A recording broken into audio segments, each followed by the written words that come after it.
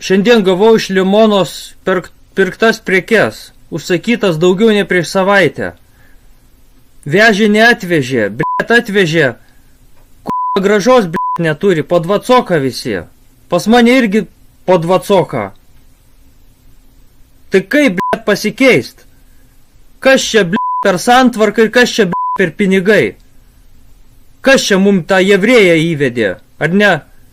Ponia Grybauskaitė, žydų kilmės galimai. NKVD visi buvo žydai. Dauguma buvo žydai. Tai prašo politkalinių tremtinių knygoj. Ir aišku, kaip ir šiais laikais, į teisėjus, tai panais laikais. Į visur, į spec tarnybas galėjo tik jie papult. Kas čia per bezabraziją, kai čia pinigų negali niekur niekada pasikeist.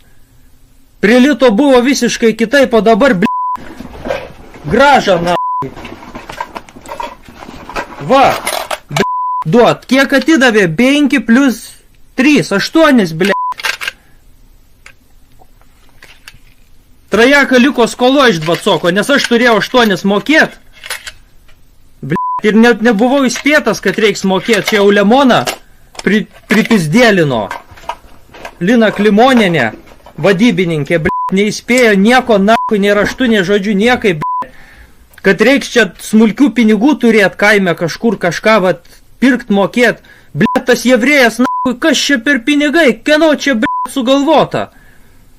Kad Europos Sąjungos šalis visas sujungti vieną, padaryti Jevrą, o iš Amerikos Amerą, ir biblinį Gogą ir Magogą, kas čia yra?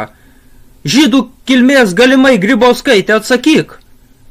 Atsakyk, kodėl tavo morda žydiška, Atsakyk, kodėl lietuvių pinigus naikinė, svetimšališkus įvedi, kodėl į sąjungas jungi, kur lietuvių tautas skalbimo vilteliais pirkta.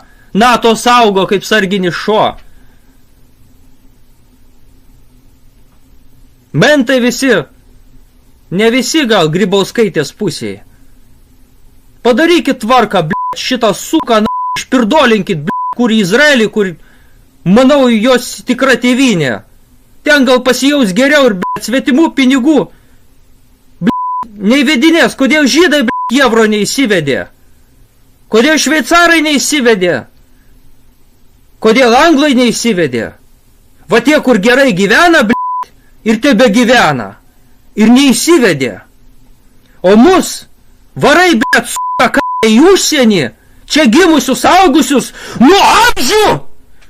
Kas čia to Lietuvoj darosi, aš galvoju. Paimt vieną dieną ir tvarką padaryt,